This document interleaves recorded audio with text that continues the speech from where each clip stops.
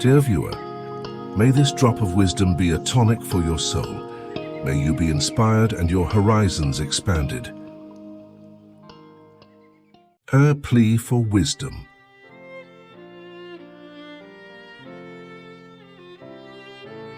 I am of certain convinced that the greatest heroes are those who do their duty in the daily grind of domestic affairs, whilst the world whirls as a maddening dreidel.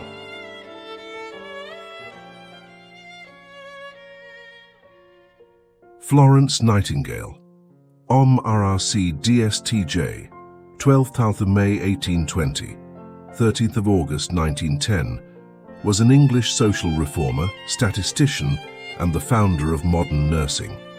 She came to prominence while serving as a manager and trainer of nurses during the Crimean War, in which she organized care for wounded soldiers at Constantinople. She significantly reduced death rates by improving hygiene and living standards. Nightingale gave nursing a favorable reputation and became an icon of Victorian culture, especially in the persona of the Lady with the Lamp, making rounds of wounded soldiers at night.